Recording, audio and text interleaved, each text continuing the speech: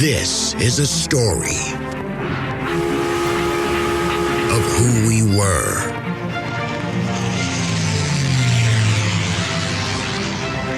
how we got here. Houston, the Eagle has landed. Roger, Tranquility. And where we are going.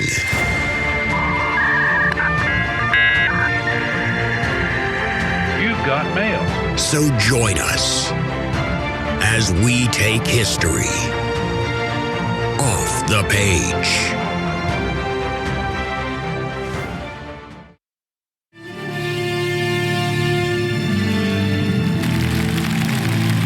And the Jedi Rebellion has been foiled. What's happened? The Chancellor's been elaborating on a plot by the Jedi to overthrow the Senate. In order to ensure the security and continuing stability, the Republic will be reorganized into the first galactic empire for a safe and secure society.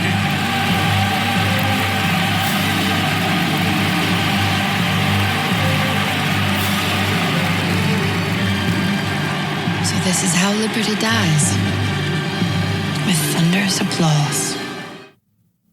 Hey everybody, and welcome back to another episode of History Off the Page. I'm your host, Dr. Jason Hansen, and in today's episode, we're going to be talking about the Weimar Republic. Now, the relevance of the history of the Weimar Republic to the broader story of the rise of National Socialism is probably pretty obvious. Nazism was born during the Weimar Republic. The Nazi movement grew for certain reasons during the history or the time period of the Weimar Republic. The Nazis seized power, not only during the time period of the Weimar Republic, but using the very laws and institutions that the Weimar Republic supported or that were integral to the Weimar Republic. So our topic today, of course, has a sort of obvious fit here. At the same time, however, there's also a sort of deeper set of philosophical questions here, especially about the very nature of democracy itself. You know, if you're like me and you lived through the latter half of the 20th century, we in the United States, we in Western Europe, in other parts of the world, we were convinced that democracy was kind of the default or the organic, natural thing that everybody wanted. How could you not want to live in a country with elections where you get to have a say in the political decisions that happen? How could you not want to live in a society with the rule of law, where you're judged on the merits of what you did or didn't do, or what you can accomplish, rather than loyalty to a political party, to an ideology, to a particular institution? Doesn't everyone like the idea of natural rights? Don't we all want to live in a society where we have the right to life and liberty and the pursuit of happiness, as Jefferson kind of famously described it? So again, for a long time, especially after World War II, people living in the United States and Western Europe, we thought that this was natural and self-evident, and that all you had to do to make democracy flourish is get rid of whatever would inhibit that. Get rid of whatever political parties, leaders, institutions were kind of suffocating the people. And once you kind of take all that away, everybody's going to want democracy. Everyone's going to love it. But is this really the case? What if the natural state of human beings isn't to seek freedom? Instead, what if what we really want more than anything else is order?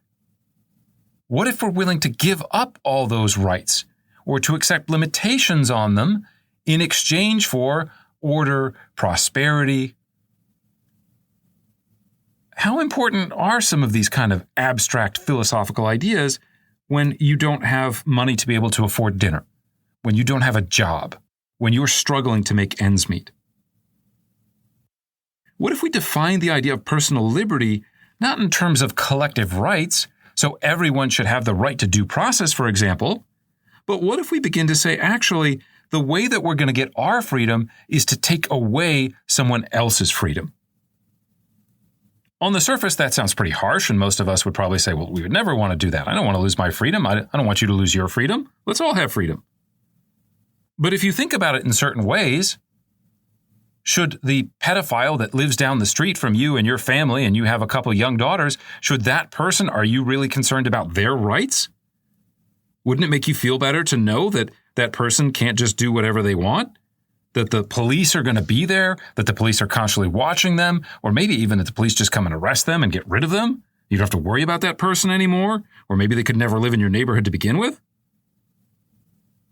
You think the honest answer for a lot of people out there is going to be yes. I care about my daughter. I care about my kids. This isn't just an abstract or invented idea. In the Weimar Republic, for example, one of the main slogans that Weimar supporters kind of cherished was the idea that there was, quote, no crime without law.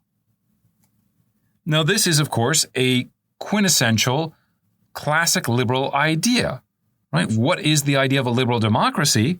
It is a place where there are laws. Those laws emanate not just from some whim of a ruler. They're not arbitrary, but there is some representative body of the nation, and they've deliberated on what the best kind of actions are. They've had a nice, rational, enlightened discussion about it. They passed it. There was a procedure. They made it official. They wrote it down. They told everybody about it. And so when you got caught speeding, doing 40 miles an hour in a 25 zone, you couldn't say, oh, well, I didn't know that. Right? You knew ahead of time what the rules were. You chose to violate them. That's a crime. We don't want to live in a world where the police just go, actually, we changed the speed limit to 25 yesterday, but we didn't tell anybody. I just feel like it should be 25 now. Right? That's not the world we want to live in. The Nazis take this idea of no crime without law and they turn it on its head. They adopt the slogan, there is no crime without punishment. The implication here is that safety and public order are not going to be produced by pieces of paper, by arcane rules, by lengthy court proceedings. Order is going to be created by concentrating power and using violence when and where they deem it to be appropriate. The idea that the Nazis are kind of spreading is that we do not want to live in a society where the bad guys get away with it. There's a fantastic movie that comes out towards the end of the Weimar Republic called M. It's directed by the legendary director Fritz Lang, and it tells the story of this kind of serial killer. And he's running around the streets of Berlin and he's preying on young girls. And the question is, if someone was out there doing that, would you want them to get away with it because of a technicality? Would you want to say, well, the police didn't give them their rights. The police didn't get a search warrant first in the American context, or later on after the 1950s, did they read the Miranda rights to them? Right, which is an American example, and it's from after the 1950s. But the point is, can they get away with it based on a technicality? The Nazis sell the idea to people, we will not allow that to happen. Don't worry about the rule of law. The rule of law is actually something a lot of bad people hide under, and we're going to use violence. We're going to just set aside the rule of law, but not to intimidate you or repress you, but to give you more freedom by getting rid of the bad guys that you don't like.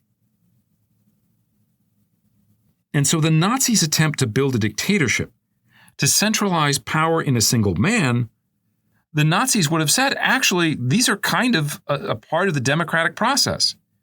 A fascist state, in some ways, they would argue, is more democratic because it's opening more opportunities and safety and order and prosperity for ordinary average citizens, and the only people who are really being harmed are the bad guys, and we're taking them off the streets, we're getting rid of them so that you can have that prosperity. It is this darker side of the human mind that I've just described that was displayed in the clip that I played at the start of the episode. Now, those of you that are Star Wars fans will instantly recognize this. This is from Revenge of the Sith. It's the third Star Wars movie, if you're counting. It was the sixth one in terms of its release date. But basically, it is one of the main, most important moments in the series because it is when the Chancellor, named Palpatine, has just announced the end of democracy. We're going to be scrapping the idea of the Galactic Republic, and we're going to be replacing it instead with an empire. And by implication, the empire is ruled over by an emperor, and emperors sit above law or become themselves the source of law. We don't vote for emperors anymore, although, of course, there was the Holy Roman Empire, but that's kind of an asterisk. Right? The implication is the chancellor does whatever he wants. Right? He's going to lead, and by the force of his will, he's going to protect the citizenry, and he's going to guarantee their physical security. And so as Queen Padme, who, for those of you who haven't seen it, turns out to be Luke Skywalker's mother, as she dryly notes in the commentary, as all this is going on, the political representatives of the Senate, the people who are supposed to be sort of safeguarding democracy, instead of hearing like, oh, all your political rights are being taken away, the rule of law is being taken away, what do? They go, oh, wonderful, and they start clapping. Dictatorship is not so much imposed on the people in Star Wars as it is a welcome relief from the burdens or complications, one might argue, of liberty. So is that the case, more broadly speaking, in reality? Weimar, in many ways, has an important role to play in teaching us about this. And that's what we're going to talk about today. Before we dive into the specific history of the Republic, I want to note that this is the 4th episode in our series on Nazi Germany.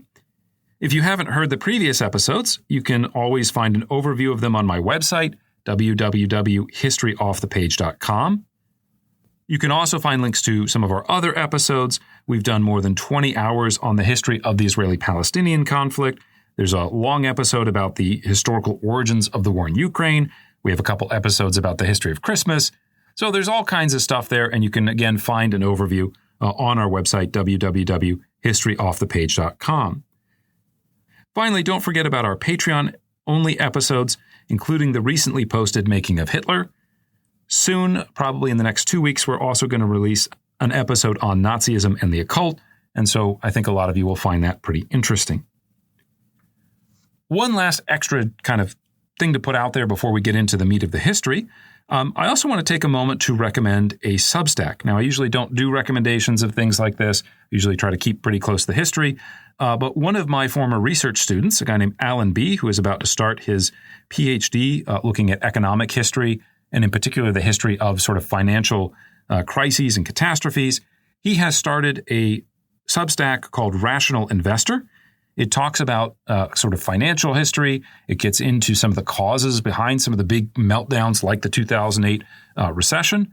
Right now there's a lot of anxiety. What's going to happen? Thinking about all these tariffs that are going on, thinking about the stock market, thinking about Bitcoin. When is the next big crash coming? If that's a question that you have out there, I would highly, highly recommend Alan's Substack again, which is called The Rational Investor, and you can find it just by Googling Rational Investor, Alan B., or I'll also put a link to it on my website. Okay, enough about that. I said a moment ago that Weimar has lessons for us potentially about the nature of democracy.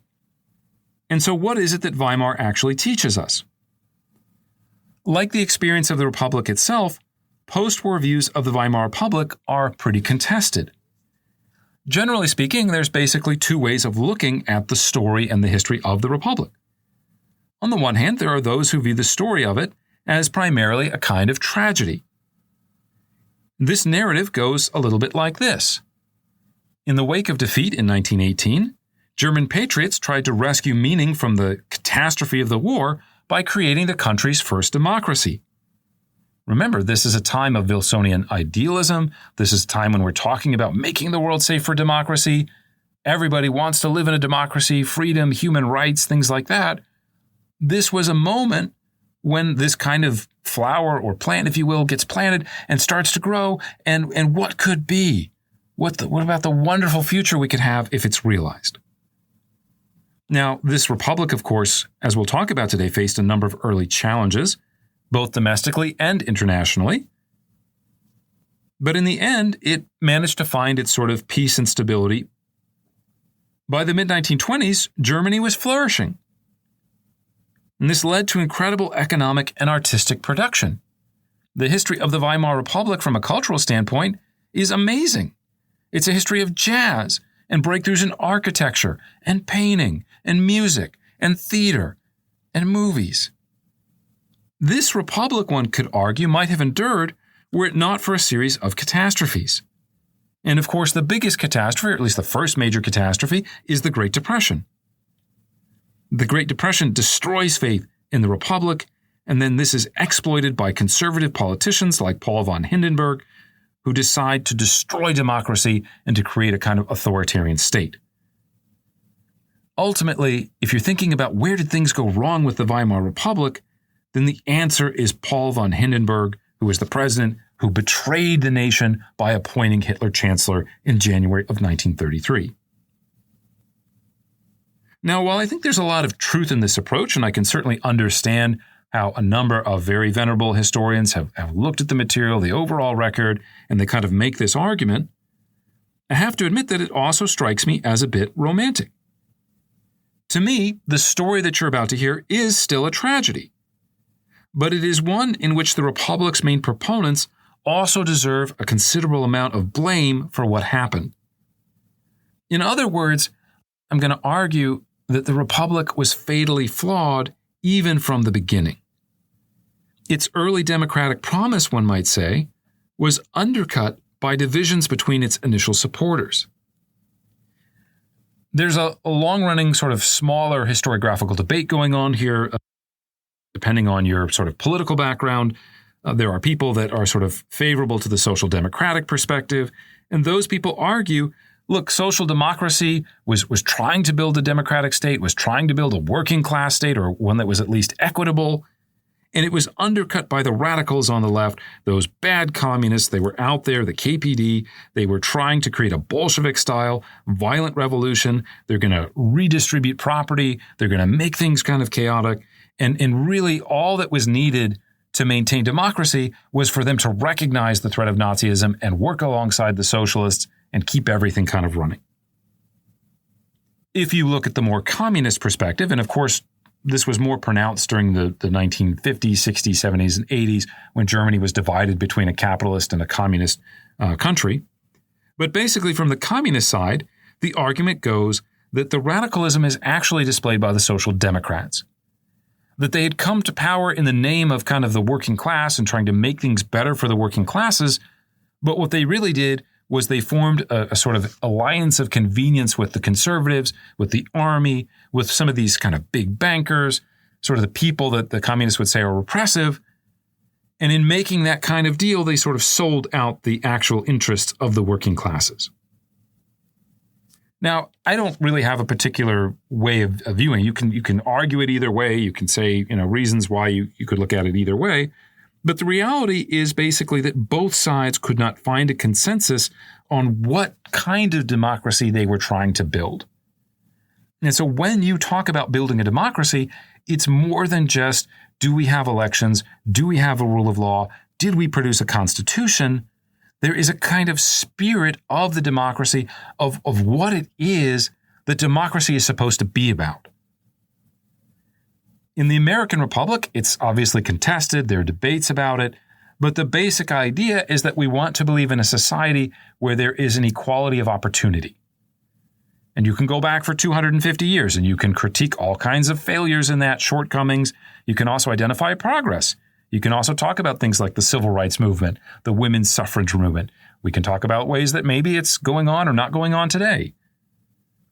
But the basic thing is that the Weimar state struggled to sell its idea of what it was to the broader masses, including people that should have been a kind of natural constituency.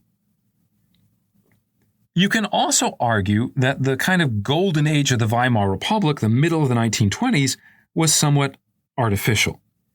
That it was the product essentially of cheap American loans, and we'll talk about this in the meat of the podcast, and that when economic circumstances reversed in 1929, Germans really felt no loyalty to democracy. They were kind of willing to accept it during the 1920s, late 19-teens, because, well, is there a better alternative out there? Are we willing to go through violence and chaos and risk potential outcomes that we don't like in the name of trying to do something else? But after 1929, the failure to deal with the Great Depression kind of convinces Germans that the Republic is not worth saving. So again, in this telling, Weimar is in many ways the problem itself, not just the circumstances or the conspirators. who opposed it. In this version, the importance of democracy, elections, rights, the rule of law, is not something that is naturally self-evident to the quote-unquote people. Democracies, one could argue, need to do active work in order to win or maintain the loyalties of their citizenry. And this citizenry is not just the people who are naturally kind of inclined to support democracy, but you have to go outside of that and win over people from across the political spectrum. People who, especially at the beginning of the 20th century, were suspicious about the virtues of what a democratic government would look like. And so I would argue here that the lesson is that if you live in a democracy, if you, like me, support the idea of democracy and human rights and rule of law and all those things, we have to work to communicate the merits of those things to the broader population, rather than just expecting that, well, since it's in the Constitution, since it's a document, since we've had it for 250 years, well, this must be a virtue and it's self-evident as to why. But enough about that. Let's actually get into talking about some real history. And the place that we're going to start is the birth of the Republic in the fall of 1918. Our story begins in late October 1918, as German sailors in the naval port of Wilhelmshaven had launched this kind of mutiny. We had talked about this in our episode about the Freikorps. Basically, it's towards the end of the war. These sailors are asked to kind of make a suicidal attack on behalf of the honor of the German Navy, and they kind of revolt. They said, well, our lives are actually worth more than just the idea of the honor of the Navy. We don't want to just die for no reason. And so they start this mutiny at first against their officers, but later on more broadly against the Imperial German government as a whole. Once the revolt starts, it spreads like wildfire from city to city. By November 8th, tens of thousands of people, workers and sailors and soldiers, begin to march on the capital of Berlin, occupying various squares and points of public interest. Revolution was in the air, and the question was less whether something was going to take place in terms of a revolution, but what form would this revolution have? And this is happening all across Europe in October of 1918. Long-standing governments like that of Austria-Hungary just kind of fall apart. Later on, this will happen to, of course, the Ottoman Empire. It had already happened in 1917 to the Russian Empire. And so again, revolution is in the air. People can kind of figure out where this is headed. It's in this turbulent environment that the Imperial Chancellor Max von Baden, who had basically only been in office for about a month, Max was kind of a more liberal figure. He was appointed with the idea that, well, Wilson says we want to make the world safe for democracy. If there's a kind of more sympathetic figure than Kaiser Wilhelm that the Americans could talk to, maybe it'll be better for Germany in terms of the peace treaty. And so Max von Baden had only been there for, again, a couple weeks. It's at this point, however, that Baden decides the time has come to actually kill the monarchy. On the night of November 8th, he learns that members of the more radical Independent Social Democratic Party, or USPD, keep that acronym in mind because we're going to talk about the USPD quite a bit. If you want to think about them, they're kind of the Independent Socialist Party. They're a little bit like the sort of Bernie Sanders of Weimar politics, if you will. They break off during World War I from the main Social Democratic Party. They have a kind of more radical take on change that they want to see. They want some more thorough economic change going on. Some of them are kind of proto-communists, and in fact, many of them will leave and become part of the Communist Party. But we'll get into all that in just a second. At any rate, in early November 1918, those members of the USPD are talking about a sort of Bolshevik-style revolution.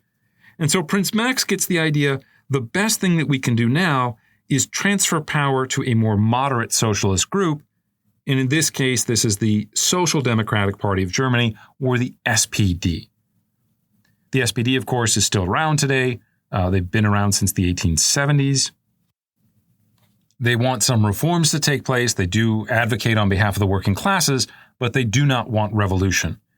They do not want to abolish things like private property. They do not want to install a kind of red terror like we saw in the Soviet Union.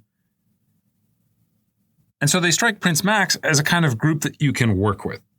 right? They have a history of being repressed by the government, especially from 1878 to 1890. By 1913, they'd become actually the largest party in Germany.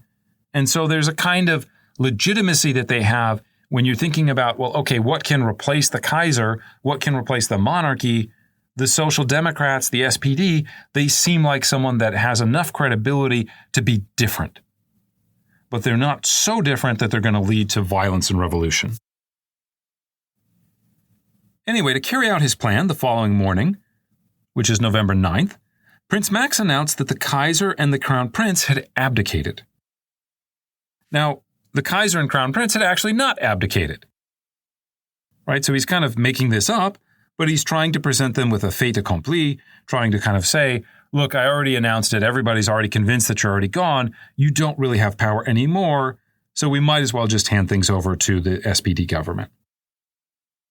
Wilhelm, when he finds this out, is at first incensed, but the Army High Command tells him, well, actually, you know what? You're not really wanted here either. We're not going to support you. We're not going to be the force of the counter-revolution. And there's kind of this wonderful moment in some ways when one of the generals, a guy named Wilhelm Groner, who has just been appointed deputy chief of staff, he says to the Kaiser, to his face, quote, "The army will return home in perfect order behind its commanders and its generals, but not under the command of your majesty.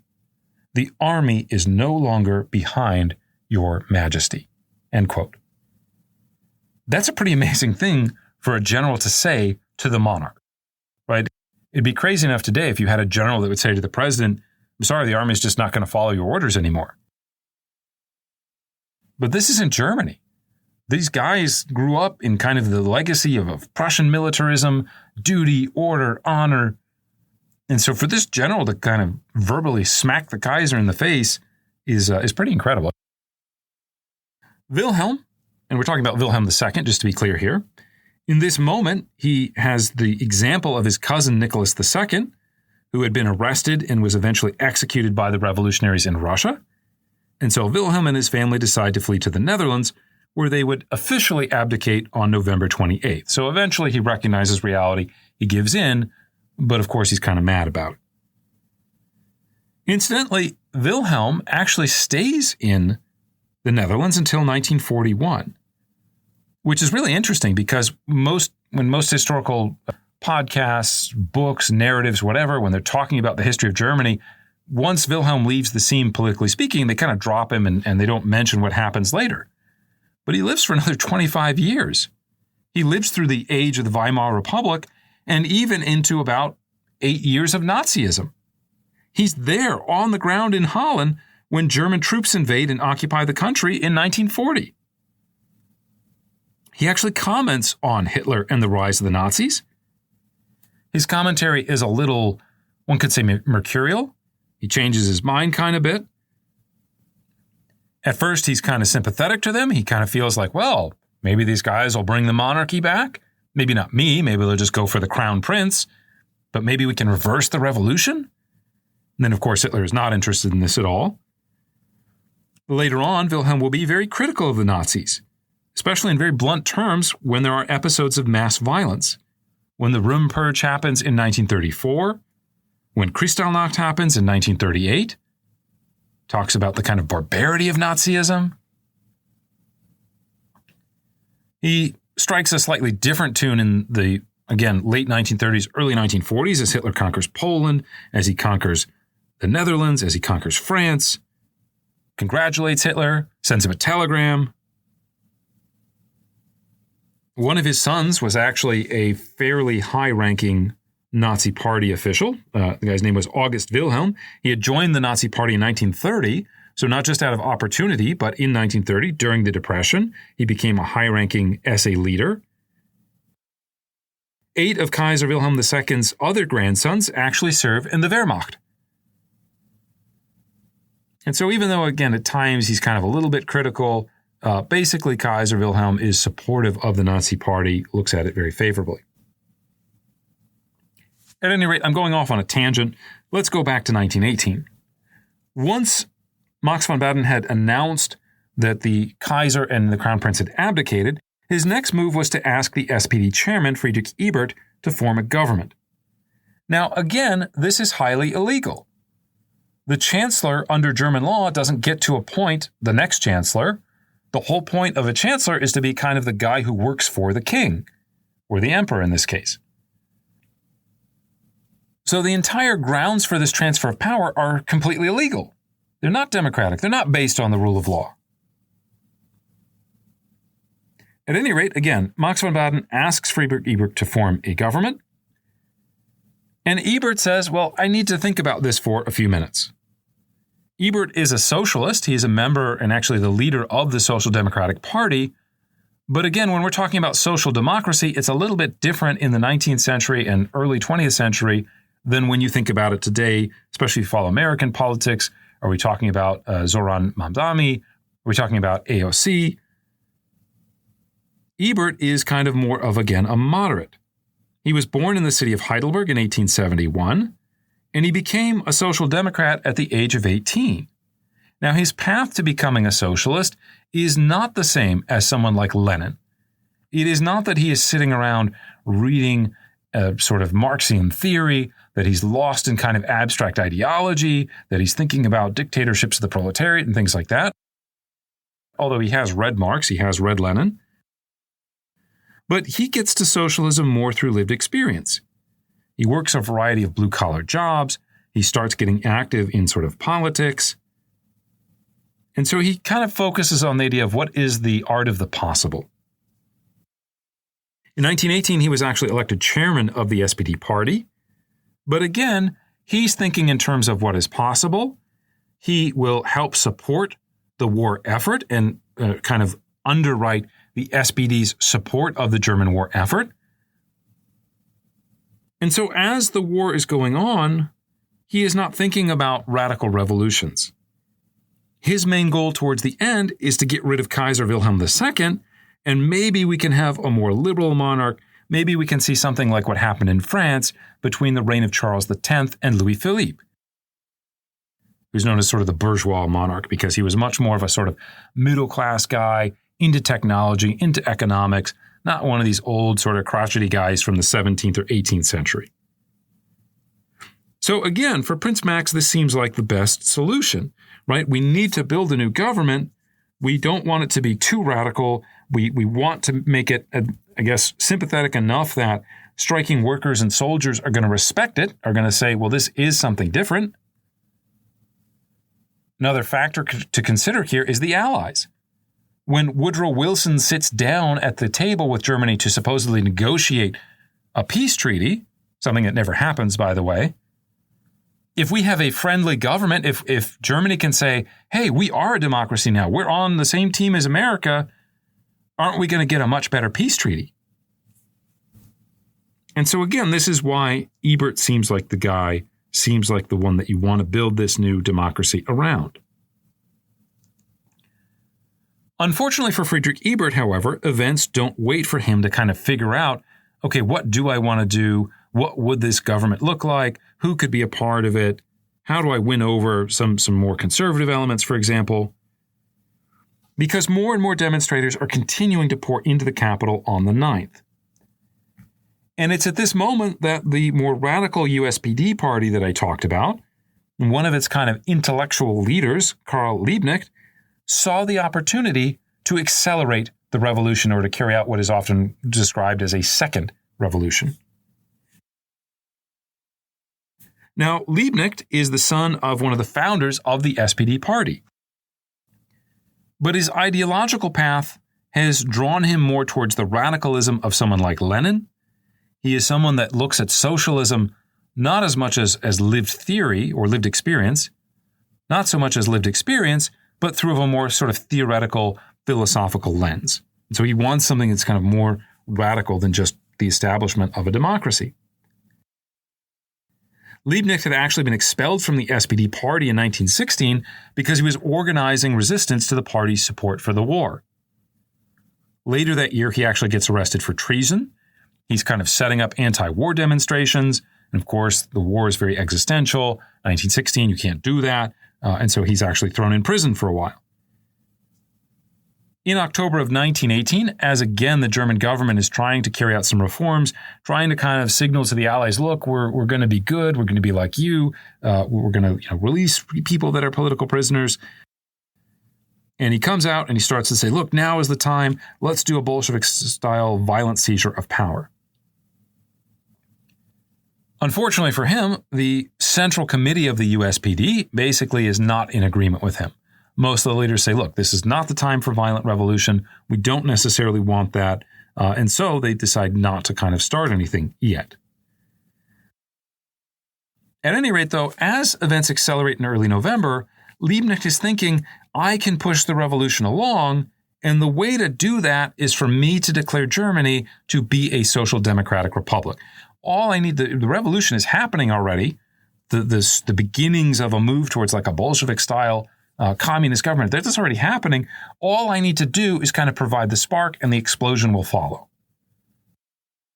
And so he decides, I'm going to go announce that we are going to have a socialist republic. Now, again, all this is going on November the 9th. People don't necessarily know, or they didn't know that this was coming. They haven't expected it. They haven't necessarily plotted out exactly where they want things to go. And so there is another member from the SPD who is at lunch, and he overhears this guy, Karl Liebknecht, is about to declare a socialist republic. He's going to radicalize things. And he's like, I've got to cut him off at the pass. And because I know that he's about to make this announcement, I can't wait. I can't have a nice discussion with Friedrich Ebert and say, well, what do you think? What do I think? Let me consult some other party members, right? Literally, the time is now. There is a race to declare what we're actually building. And so this guy, whose name is Philipp Scheidemann, he overhears these, again, reports about what Liebknecht wants to do. And without talking to Ebert at all, he simply walks over to a nearby balcony, or as he later put it, between soup and dessert, he announces that Germany is a republic. The monarchy is going to be abolished, and we're going to build an entirely new democratic system of government. And everyone should be excited about that. Let's get on board Team Republic. And then people don't necessarily need to know about whatever Liebknecht's going to say later.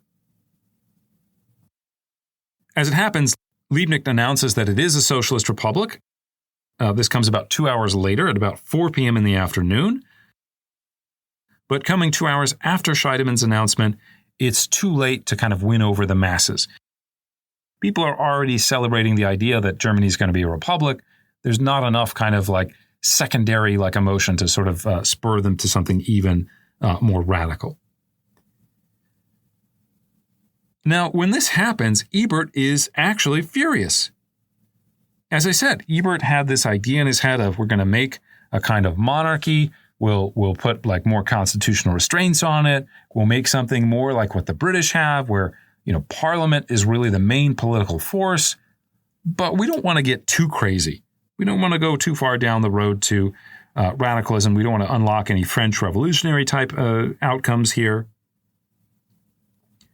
But unfortunately for him, there is no putting the democratic genie back in the bottle. 2 days later, Ebert announced the formation of a temporary government. It was to be known as the Council of People's Deputies, and it would lead the country until a constituent election could be held in January.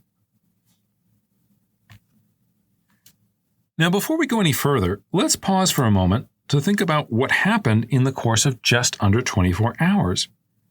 Amid the chaos of an organic, spontaneous sort of revolution in the streets, the Chancellor had forced the monarch and Crown Prince to resign with no authority to do so. The new government had not been established by some legalistic process. There wasn't some long deliberation like a Continental Congress. There isn't even a kind of institutional effort like when during the French Revolution they declare the National Assembly. But it's essentially formed on an ad hoc basis by a member of the Reichstag just on his own initiative. Now, the issue of building or justifying a new government during the revolution can often be a tricky process, but you still need some kind of argument or justification that you can use to build the idea of legitimacy in the eyes of the Republic.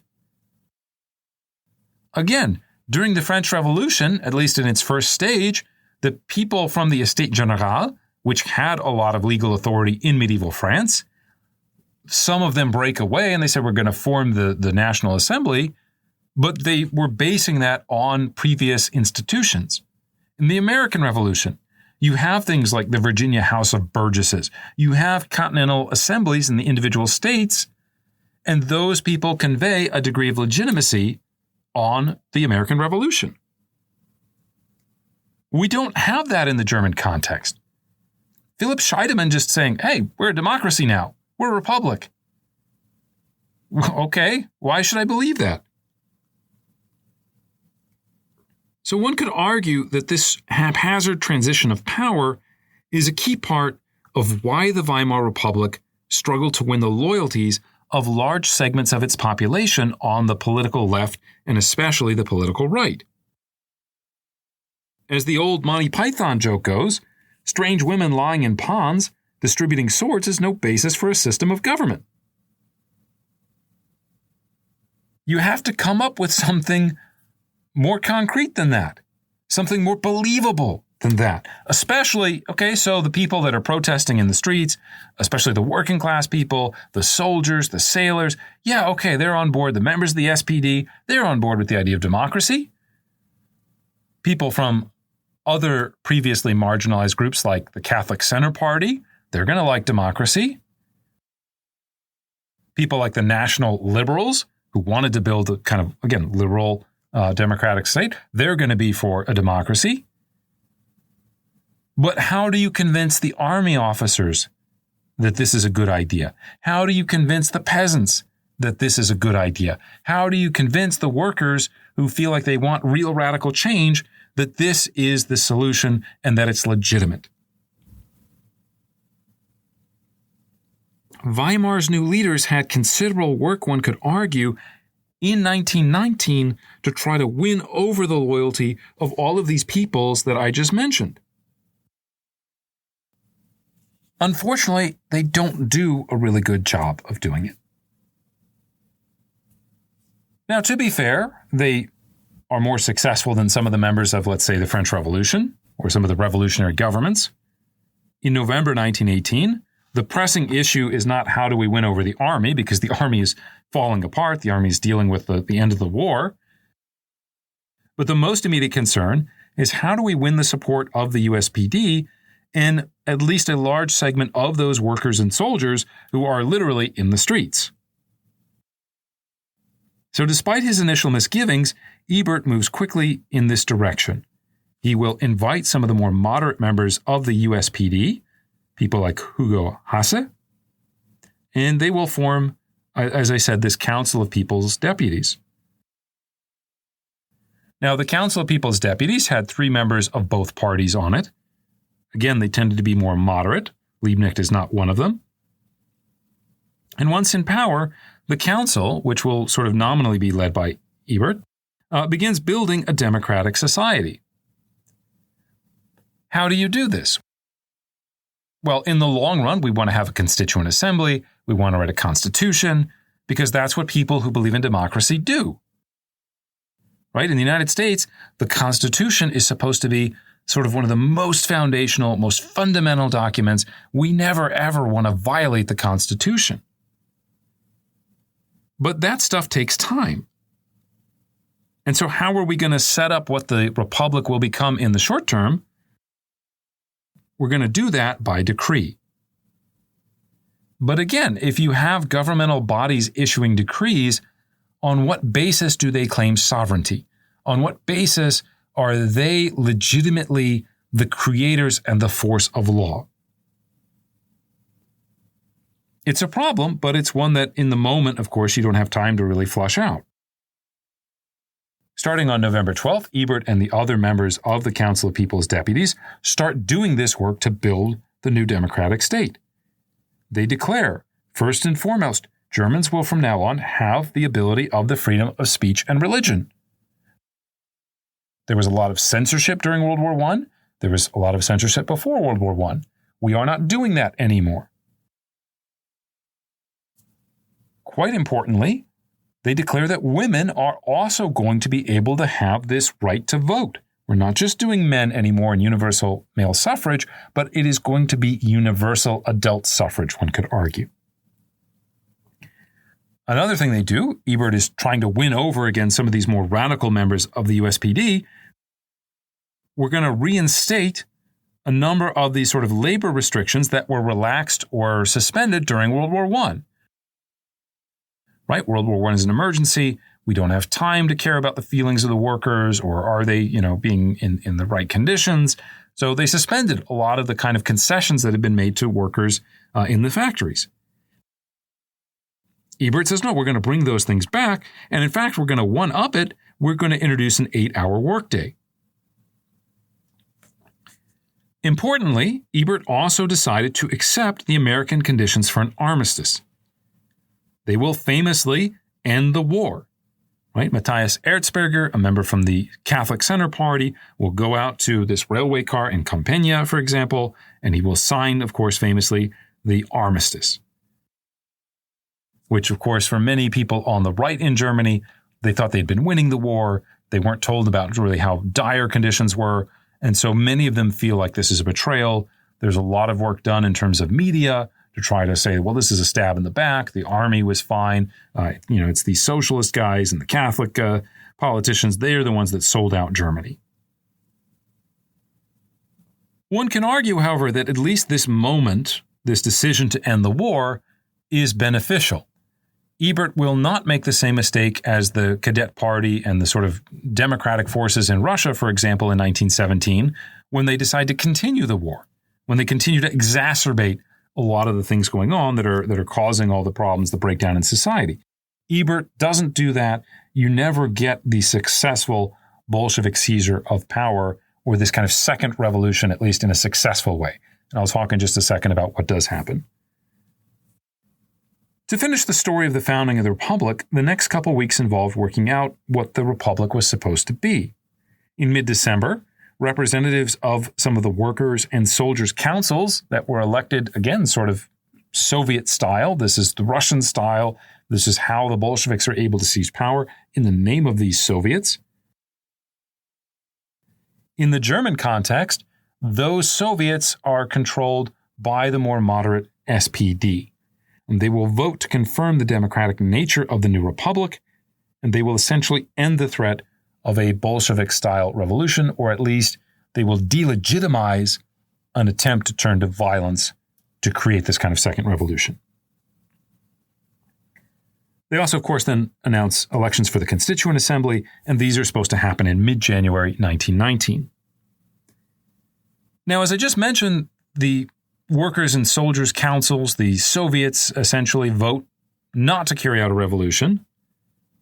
But there are still people in Germany who want a revolution and who will try, nonetheless, like Karl Liebknecht, in the beginning of January 1919.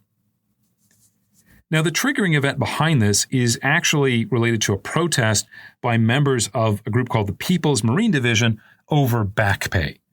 So People's Marine Division, this is a working class kind of formation. It's like a militia almost. They want some back pay. The government doesn't want to pay them. And so they decide, well, the way to get our money is to kidnap or to take hostage a prominent member of the SPD coalition. So, of course, when this happens, they go, well, okay, SPD says to the police chief of Berlin, you guys, that this is illegal, go rescue the hostage. But the chief of police in Berlin, who has just been kind of nominated in the weeks of all the revolutionary turmoil, is a guy named Emil Eichhorn. And Eichhorn was a member of the USPD. He's sympathetic to these working class guys. And so he says, I'm not going to get in the way of this. And so the SPD government, or at least the leaders of the SPD, use the government to try to dismiss him.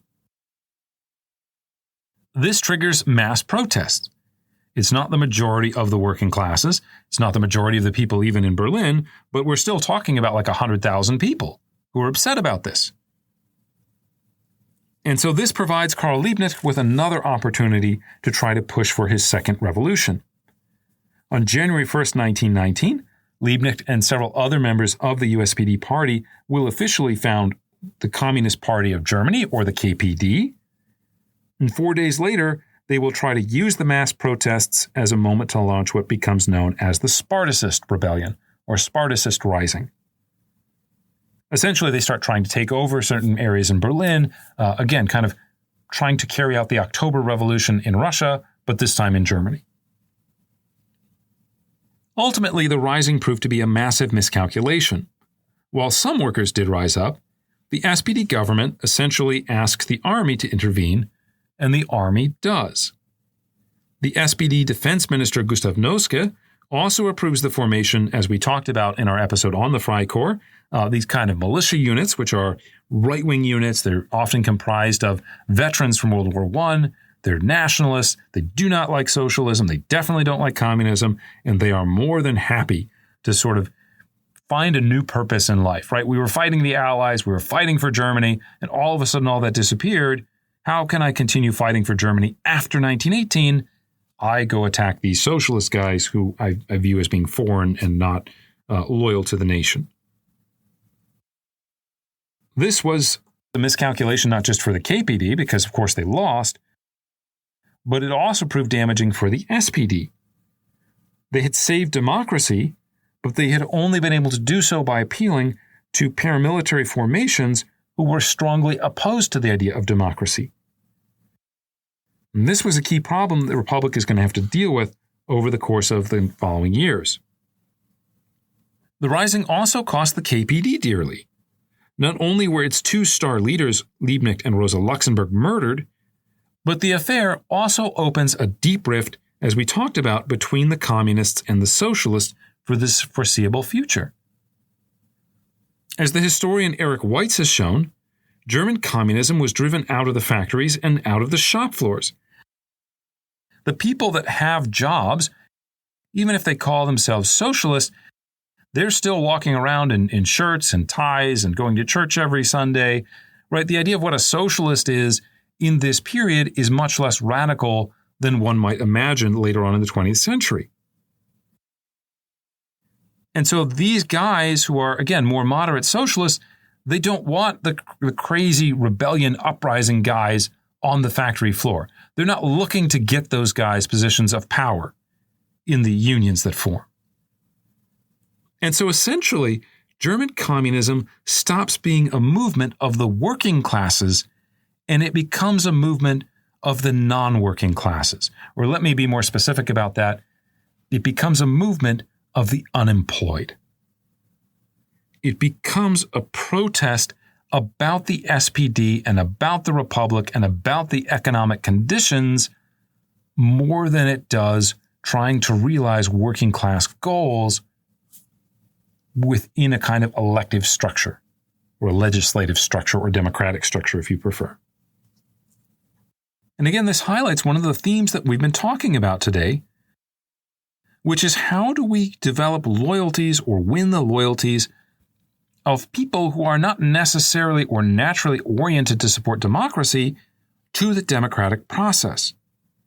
And in this case, rather than consolidating faith in the system and its institutions, Ebert and his fellow Social Democrats had managed to alienate a potential ally while becoming more and more dependent on right-wing forces whose loyalty was also questionable.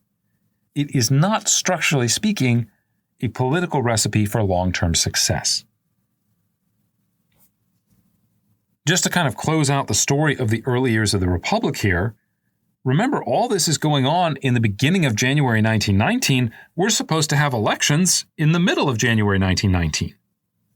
We're supposed to get started working on drafting a constitution. And so when the results come back from that election, it returns what becomes essentially an SPD center majority, with the Liberal German Democratic Party, or DDP, taking a further 19%. Now, I don't know how familiar you are with the parliamentary system, but in Europe, basically the way these work is that as long as you get, let's say, 5% of the vote total, or it varies depending on the country, as long as you get a certain share of the vote, you are guaranteed seats in the parliament. And so there's often many, many parties running. It's very rare that one party wins like 50% on its own, and so they have to form these kind of coalitions.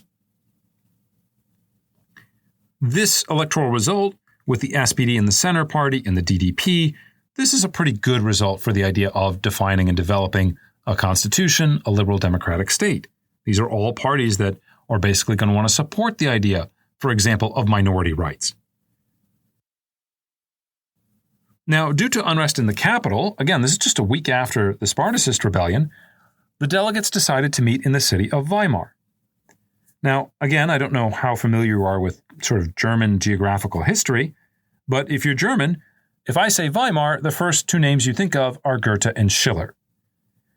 Wolfgang Goethe, and to some extent also Friedrich Schiller, these are kind of like the Shakespeare, if you will, of German literature, German language. Like everything starts with Goethe and Schiller. They're kind of so fundamental, nationally speaking, for the German language and linguistics and writing. And so while the decision was made partly for security reasons, there was also a message that they were trying to send in terms of what the new Germany was going to be about.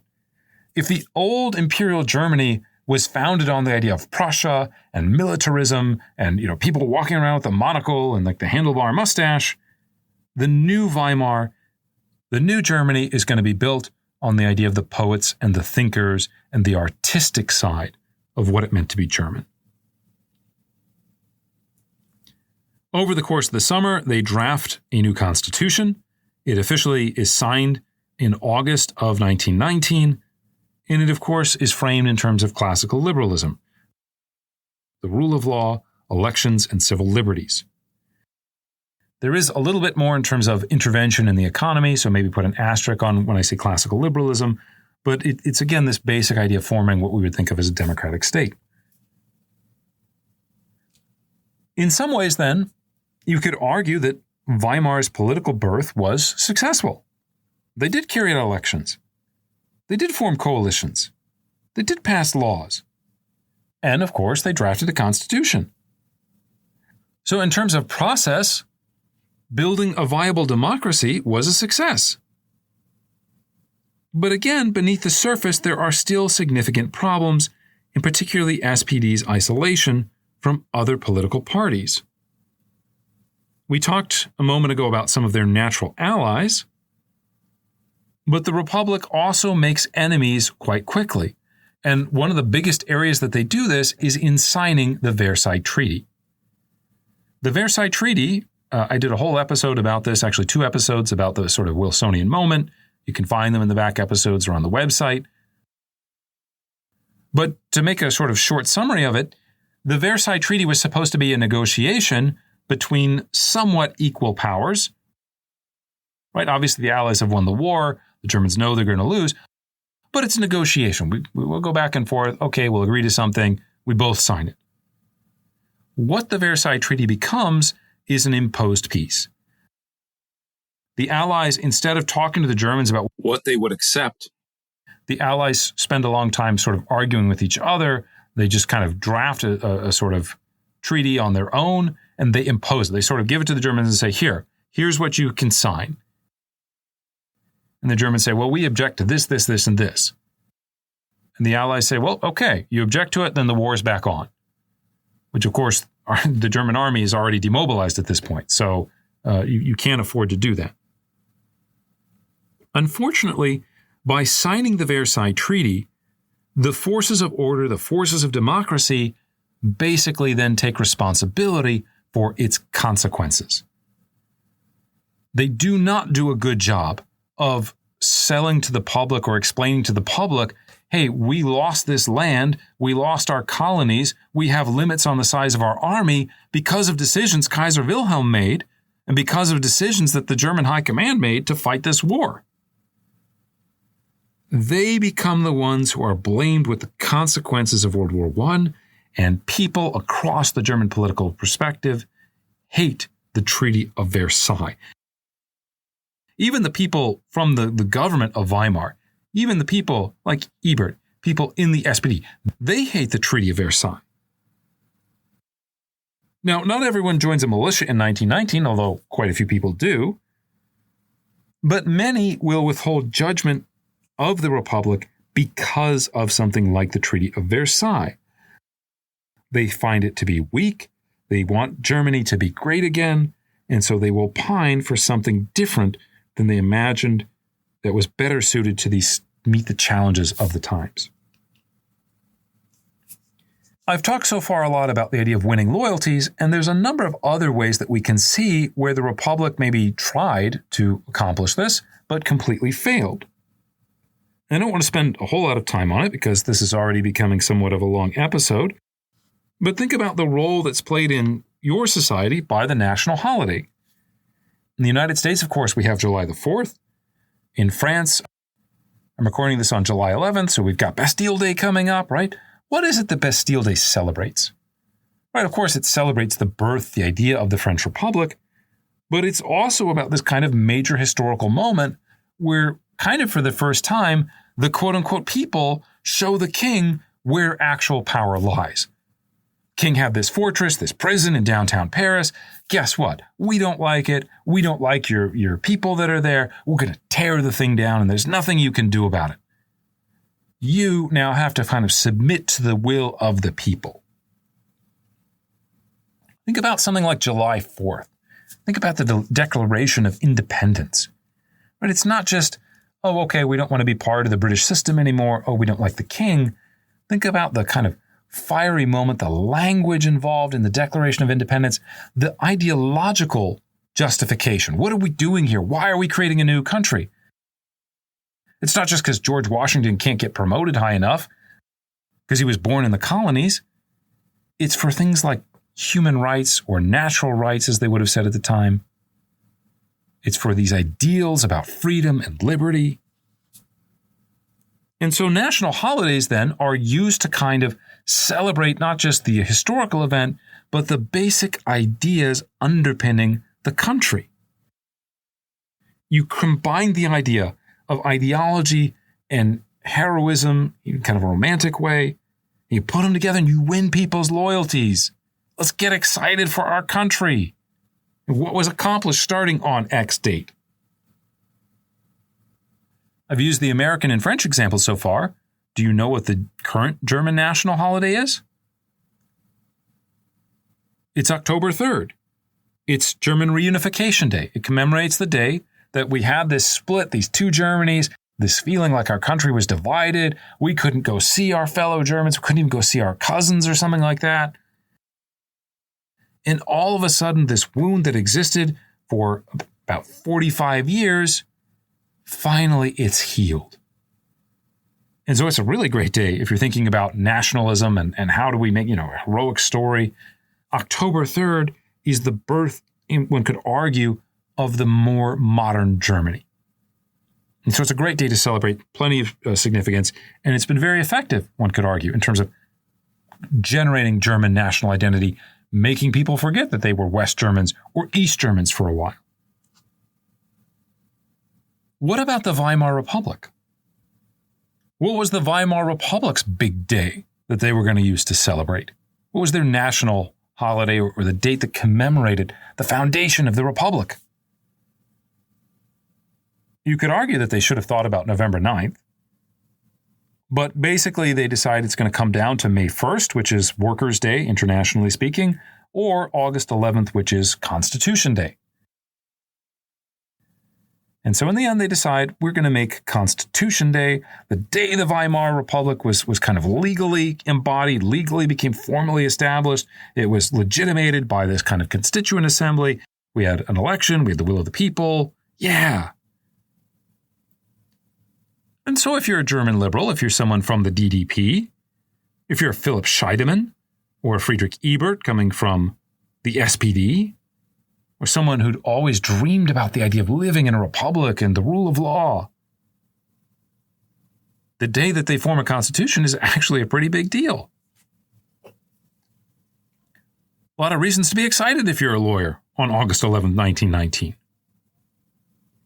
But if you're a farmer, if you're a small shopkeeper, you're a factory worker in the Ruhr Valley, what does Constitution Day mean to you? What do all these rights? Oh, you've got the right to freedom of religion. Okay. If you're Protestant living in Germany, you've been in the majority. You've kind of had the freedom of religion all along. What does it mean to you? If you're Jewish, if you're Catholic, well, okay, this is something that's pretty noteworthy. But if you're in the majority, then who cares? If you're a farmer, what does the idea of due process mean to you unless you've been through some kind of court case? Meh.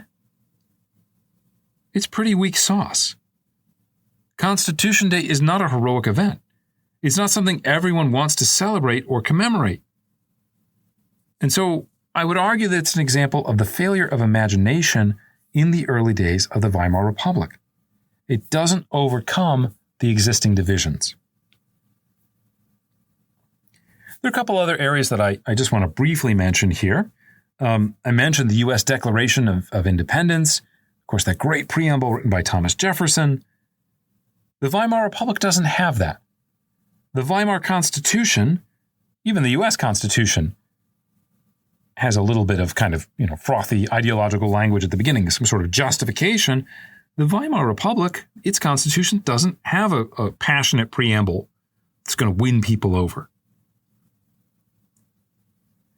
Another thing that one can do to kind of develop a national culture is you produce symbols, you produce, what's going to be on the money, what's going to be on postage stamps, who are the symbols that we're going to kind of hold up and say, well, this is the new Germany. One of the ways that they try to do this in the Weimar Republic is to ditch the old German imperial flag, which was black, white, and red, and to go back to the flag of 1848, 1849, the last time they tried to do sort of a constitutional monarchy, a more kind of democratic state. And they said, we're going to go with the black, red, gold, which is the current flag of Germany. But these things don't always work. In a kind of ironic moment in 1922, they developed this new gold coin. We're going to celebrate the foundation of the Republic. Yay! If you think about American money is full of symbols of American culture, American political history, the founding fathers. It's supposed to make us think of our nation and our country, kind of engender a sense of loyalty. Unfortunately, 1922 is a really bad time to manufacture a coin. Because, of course, this is right on the beginning or right before the beginning of hyperinflation. By the time you get to the end of 1923, your 3-mark coin is pretty worthless. Nobody cares about it. Nobody wants it anymore. And so they actually won't develop new coins until 1929. And once they do, the person that they put on them is the big hero, the president, Paul von Hindenburg. Yay! But Paul von Hindenburg is an old Prussian general. He is not a symbol of the Weimar Republic that you are trying to build. He is not a symbol of kind of a different approach from the old imperial era. Let's do stuff new. Let's have rights. Let's talk about sort of, again, classical liberal ideology. Let's talk about social experimentation. Let's talk about the working classes. No, Paul von Hindenburg is as old, crotchety Prussian as you can get, and he played a major role in World War I, so you're really kind of honoring or celebrating the German monarchy, which is what you were supposed to move on from. Hindenburg in particular, as we'll talk about in a different episode, also was not a big fan of democracy. It's kind of one of the ironies that the guy who from 1925 onwards till 1934 was the president of Germany literally had the most important job for protecting and maintaining the democratic government. That guy hates democracy. That guy doesn't like it, wants to move on from it. And so, as we'll see in 1930, really kind of stabs democracy in the back. At any rate, the point of all this that I've been talking about is that elections are not enough to create a democratic national culture. Beneath the surface of formal politics, the nation remained badly fractured, full of these separate ideological movements who understood the connection between nation and government in very different ways. To put that a little bit differently, most Germans living in the early to mid-1920s feel a strong sense of attachment and loyalty to the idea of the German nation, but they have very different ideas about who gets to speak on behalf of the German nation, who represents the real German nation. Now, so far we've been talking mostly about internal political factors, things that you could argue Ebert and the SPD or some of his coalition partners could have focused on, could have thought more about. But the biggest kind of blow to the early days of the Weimar Republic is, of course, hyperinflation. And there's a number of others that we could mention very briefly. We talked about the Spartacist Rebellion, of course. That happens in 1919. There is also a short-lived Bavarian Soviet Republic the same year. There is, as we talked about in our episode on the Freikorps, the 1920 Kapp Putsch. There's the 1923 Beer Hall Putsch led by Adolf Hitler. But the most outstanding challenge facing the Republic in its early years was probably the Franco-Belgian occupation of the Ruhr, which happens in 1923 and which leads directly to hyperinflation. For those who haven't listened to the previous episode where we got into all this detail, the short version is that under the Treaty of Versailles in 1921, Germany was obliged to pay Belgium and France a total of 132 billion gold marks as reparations for the damage that was caused by World War I. To give you an idea of how much this would be in today's money, we're talking about $600 billion. Now, $600 billion might not strike you, especially if you follow, again, American politics. We're passing bills here, spending trillions and trillions of dollars left and right. But $600 billion in today's money is about the entire gross domestic product of modern Germany. And this is happening again at a time period not when, Germany's doing well, Germany's integrated into the European markets and things like that, but it's coming right after World War I. The German economy is still suffering from actually inflation during World War I. It still has to deal with shortages and a lack of production of things. And oh, by the way, a whole bunch of people died. We have 1.4 million disabled war veterans that we now got to take care of. We've got all these people that have become orphans. We've got widows, all kinds of sort of social obligations now. So how are we going to take care of all this? This becomes an enormous burden. After mostly meeting these payment schedules in 1920 and 1921, an economic slowdown in 1922 basically leads to a tightening of the money supply. So there's not as much money floating around Germany. There's not money for loans. If I can't take out a loan, then that's less and less economic productivity, less and less kind of economic things that get built, bought, sold, things like that. And so to kind of solve this problem, the German central bank begins to print more money. Now, this is in and of itself a problem. The Allies look at the Germans printing lots of money. They see inflation is starting to kind of take off again. And they go, oh, wait a minute, you're just trying to kind of get out of your obligations because we gave you a firm number about how much money you had to pay back. The French and Belgians in particular accuse the Germans of intentionally diluting the value of their currencies. And so they say, look, we're going to solve this problem by just taking these payments directly in kind. We are going to occupy the Ruhr Valley, and we are going to take the timber, take the coal, take whatever we want, and we'll count that towards your account balance, if you will. On January 11th, 1923, the first of these French and Belgian forces will move to occupy the Ruhr Valley. In response to this, the German government says, okay, if that's how you want to play, we are going to recommend or sponsor or underwrite a policy of passive resistance.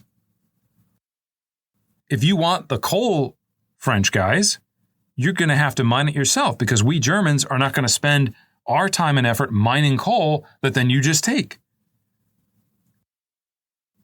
Now, of course, if the workers aren't working, they're not getting paid, so that's a problem. If the company isn't selling the coal, they're not making money, so that's a problem. And so to kind of underwrite all this, the German government begins providing loans, begins providing social welfare to help keep the workers and the companies afloat. Of course, all this is very expensive. So how are we going to pay for it? Well, we're already printing money, so we'll just print more money. And it's these kind of direct expenditures that will lead to the terrible hyperinflation crisis of 1923. Just to put some numbers on this, to give you an idea of how things are transforming here, if we go back to 1914, the value of $1 US is about 4 marks. By the time the hyperinflation crisis begins at the start of 1923, That ratio is now 1 to 18,000. So we've gone from 4 to 18,000 marks are needed to buy $1. This is before hyperinflation, by the way. Once things really get going, especially in the summer of 1923, the value of the currency implodes. By August, if I want to buy a dollar bill, that's going to cost me 4.6 million marks. By September, it's going to cost almost 100 million marks. By October, 25 billion marks, with a B, billion. And by November, it will be 4 trillion marks for $1 US. Think about what life is like in this period. You literally don't want cash because the cash almost becomes valueless within a week or two. You can go online and you can see, well, what do we do with our 10 mark note, our 100 mark note? I've got 1,000 marks. Wow. Okay, but if 1,000 marks is in a world where we need 4 trillion marks to make $1, 1,000 marks is pretty worthless. 10,000 marks is worthless. 1 billion marks, it's like a penny. So if you go online, you can see all kinds of crazy pictures. People using money as like wallpaper, burning it for firewood, walking around with like these wheelbarrows of cash. It just, again, it is destructive in many different ways. One of the critical ways, of course, is let's say you were someone who was from a middle-class family. You had some money saved up. Let's say you were living off of a pension, right? All of a sudden, this explosive hyperinflation happens. The value of what you had saved up in the bank is eliminated. People get really into the idea of retiring today, and they have the numbers. Okay, let's calculate. We need $1 million in the bank to retire. We need $1.7 million in the bank to retire. Once you get there, you can retire even if you're 40, even if you're 50, whatever. Imagine you work hard all your life, you save up your money, you think you're going to be in good shape for things, and then all of a sudden, we go from a situation where a McDonald's cheeseburger costs $5 to now a McDonald's cheeseburger costs $5 million. The value of all of your savings just disappeared, evaporated. You don't have any savings. It's not hard to understand why people living through hyperinflation in the 1920s lost loyalty, or it reinforced their lack of loyalty to the idea of democratic government.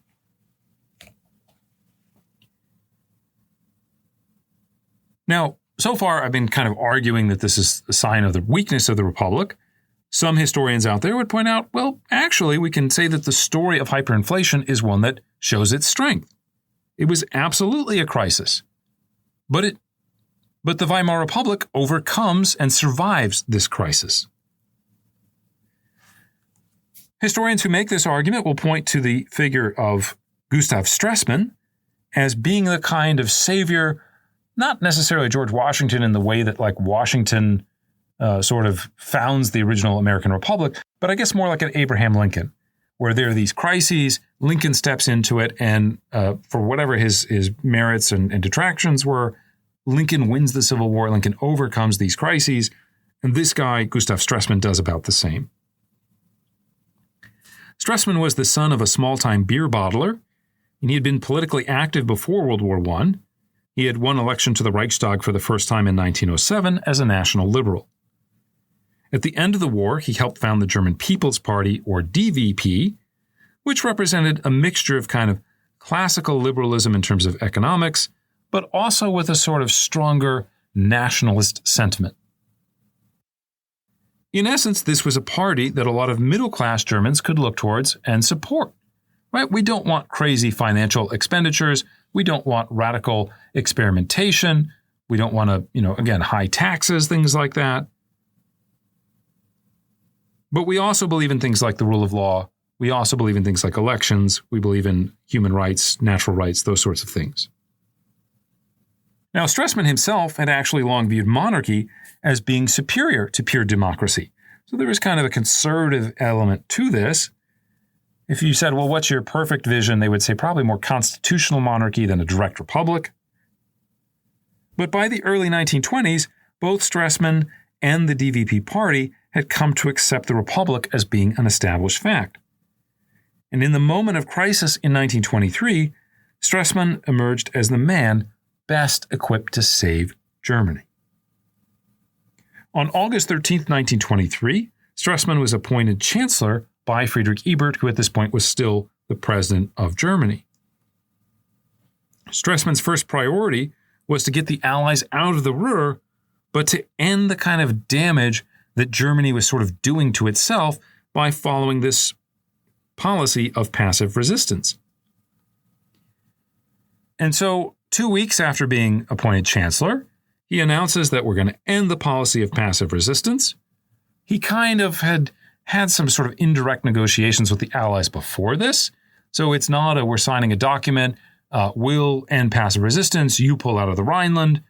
But there's a lot of kind of winking and a kind of like, well, yeah, I think we can get there.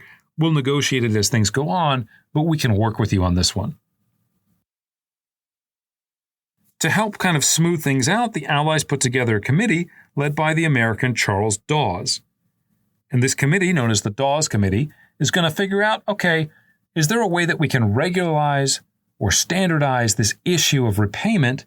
Is there a way that we can protect the idea that the Allies are going to get repaid, but maybe also lessen the burden that the Germans are dealing with, because clearly when the economy isn't good, they're not able to pay.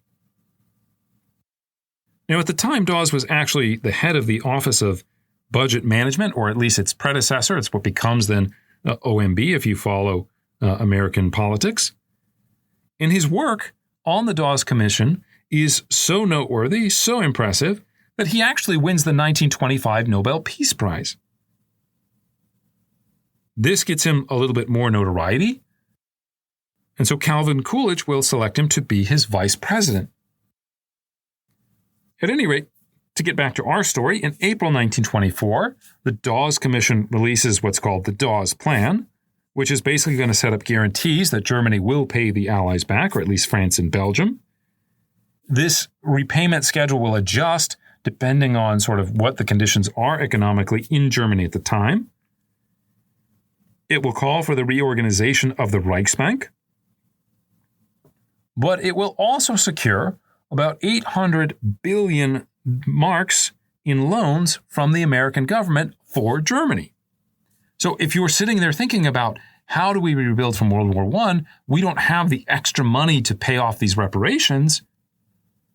Essentially what the Dawes Plan does is it says, look, America will finance the rebuilding of Germany. Germany will continue to pay back the loans during that period. And of course, once all this money starts flowing into Germany, the economy takes off in a healthy way, and we start to enter the equivalent of the Roaring '20s. On August 29, 1924, Germany and the Allies formally agreed to the Dawes Plan, and over the course of September of that year, the French and Belgian troops were withdrawn from the Rhineland. Now, Stresemann also helped create stability by spearheading the creation of a new, more stable currency. And of course, if the problem is that we're just printing money, how do we give investors confidence that that money will retain its value? We say basically you can exchange that currency for a certain amount of gold. So we tie our money to the gold standard, which of course the United States, I think, went off the gold standard in the 1970s. Basically, by tying their currency to gold, this reestablishes faith in it. The hyperinflation stops. This currency is known as the Rentenmark. It is introduced in November 1923, and it later on gets renamed the Reichsmark. Now, again, all these things taken together are critically important to ensuring the survival of the Republic. We're going to end passive resistance. We're ending hyperinflation. Stresemann also tried to make efforts to make the German government more sort of financially responsible, or viable, one could argue. He will slash the government workforce, laying off large numbers of civil servants. They will curtail welfare benefits for especially working class people, or at least that's the people that usually use them the most and are most kind of invested in them. The government will withdraw its intervention in questions about the workday.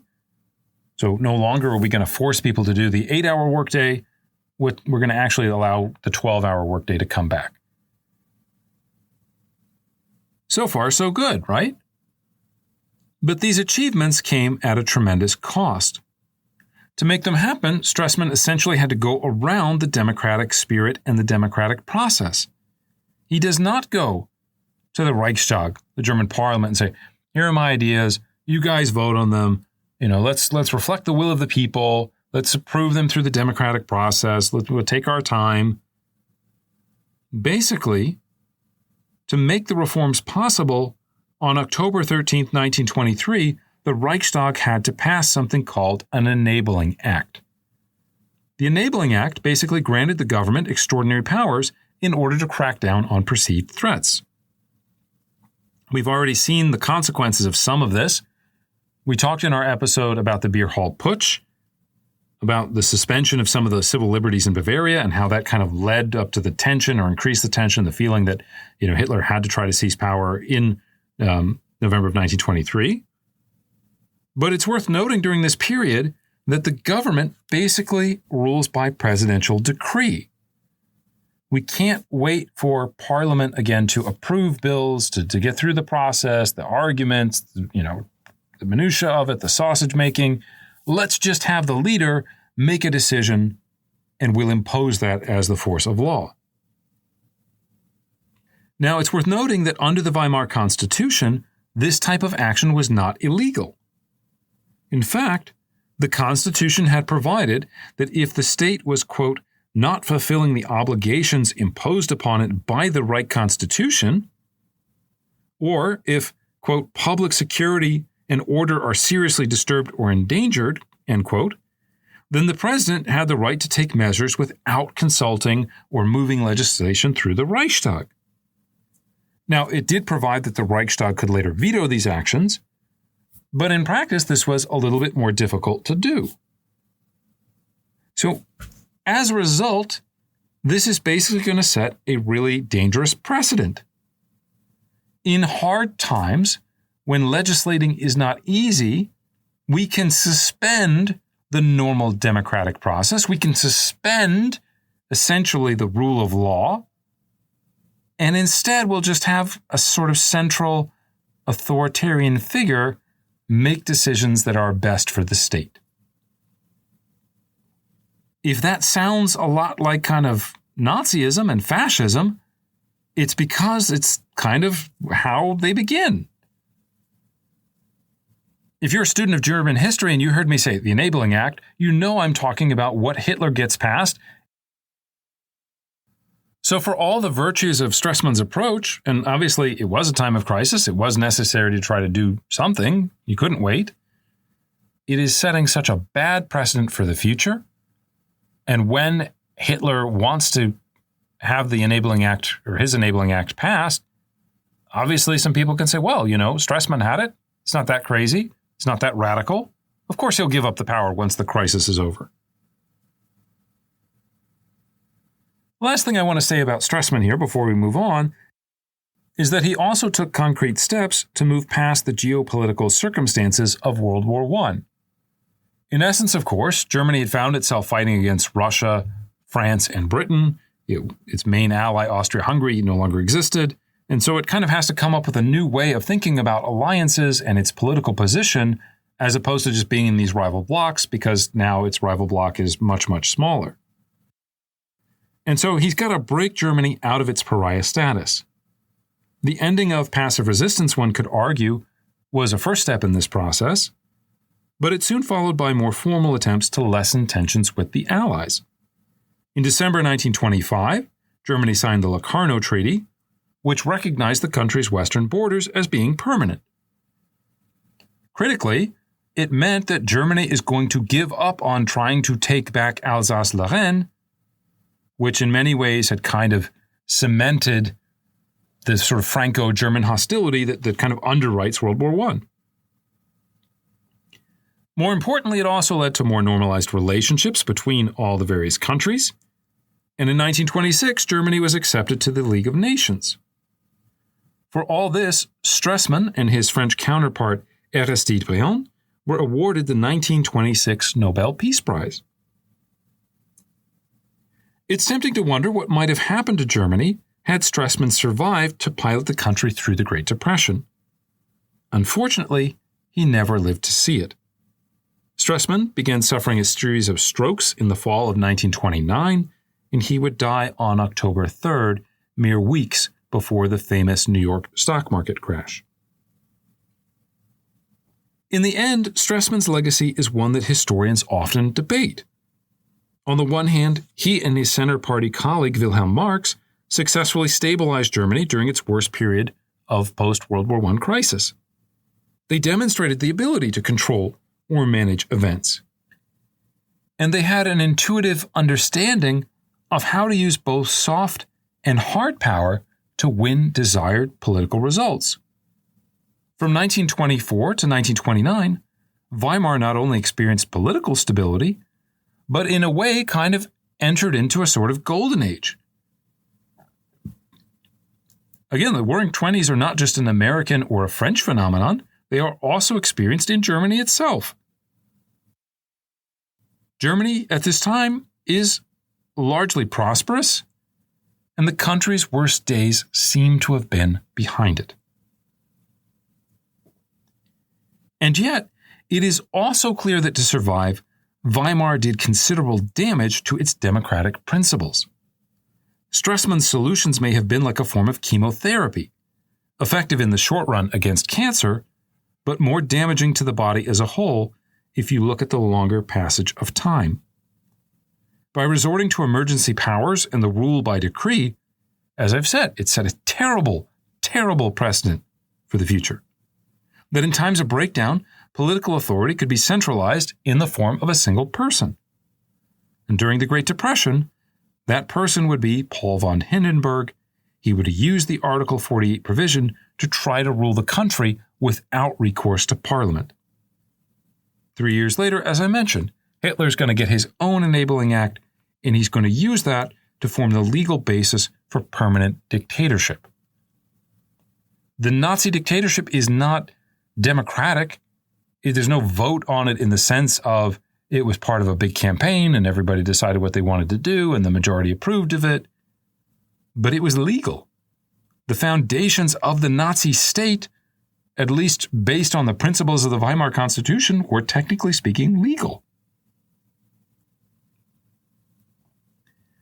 More broadly, however, the effects of 1923 to 24 went deeper, affecting people's loyalties and perceptions, I would argue, of democracy itself. As the historian Eric Weitz has noted, the Weimar Republic lost the middle class in the inflation and the working class in the stabilization, and it never had very much at all of the agrarian sector. Some think of an exaggerated characterization, but broadly accurate nonetheless. End quote. After 1925, many political and economic aspects of German society would recover. But faith in not just the institutions, but especially in the very idea and sanctity and power and merit and virtue of democracy, restoring that faith is an incredibly difficult thing to do once it's been lost. And for many Germans, from a wide variety of backgrounds, the chaotic events of the early years of the Republic were not so easy to move on from. Nor, as I've mentioned, did the Republic's leadership do enough to develop a true democratic culture. At least they did not develop one that could reach beyond their own natural power bases to kind of bind or to win over the loyalties of people who were not already predisposed to like the idea of democracy. There were some of those people there. Later on, we'll talk about the SPD and the Reichsbanner and the militias that kind of formed, sort of say, we're going to defend democracy against the Nazis, we're going to defend democracy against the communists. There are plenty of people in Germany that love the Republic and are incredibly saddened when it dies. The problem is it's not enough. You have to go beyond your own natural power base in order to create stability. The conservative members of the army, for example, would continue to tolerate the Weimar state and its democracy. But tolerance is not loyalty. And as the Republic struggled in dealing with the effects of the Great Depression, these members of the army, these members of the middle classes, for example, farmers, people living in rural areas, they would quickly abandon the idea of loyalty to the Republic in favor of increasingly radical and authoritarian solutions. Could also throw workers into that mix, right? One of the things we're going to see when the Depression hits, the number of people joining the Communist Party skyrockets. The Weimar Republic, one could argue then, did not die to applause, at least not to people who were not Nazis. The Nazis obviously are very excited about the fall of the Republic. But its demise was met with, instead, indifference, at least by a significant set or portion of the German population.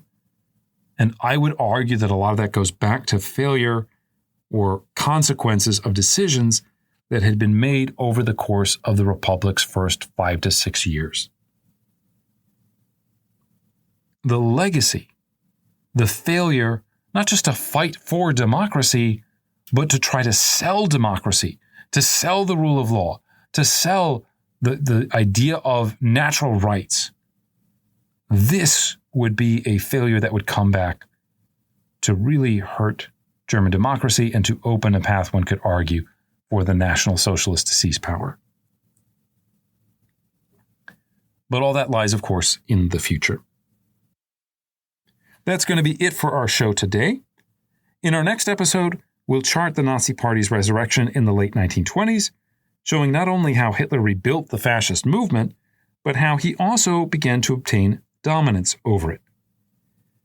It's somewhat interesting because when we think about fascism and especially Nazism, we're all very sort of aware of the idea that Hitler was the leader, he was the Führer, and the idea that everyone was just supposed to fall in line and do whatever he said was something that was widely accepted. However, there's a kind of history that led to this. And it's a history that doesn't just sort of last briefly when he's fighting in the early 1920s for control of the party. It is a constant that will last, one could argue, up until 1934. Of rivalries, of power relationships within the Nazi Party. And it's fascinating to see the way that these are worked out and the way that Hitler kind of pre-establishes a dictatorship within the Nazi Party before the seizure of power. So we're going to get into all of that in our next episode. I think it's something that you're going to find quite interesting. Also be on the lookout for our Patreon-only episode on Nazism and the occult. Again, I think you'll find this one very interesting. It'll have some parallels in some ways to some of the myths going on behind things like Indiana Jones and things like the Avengers, or at least Captain America. And that should be out towards the end of July. So let me conclude by just saying thank you again for listening. We hope you'll join us next time as we take history off the page.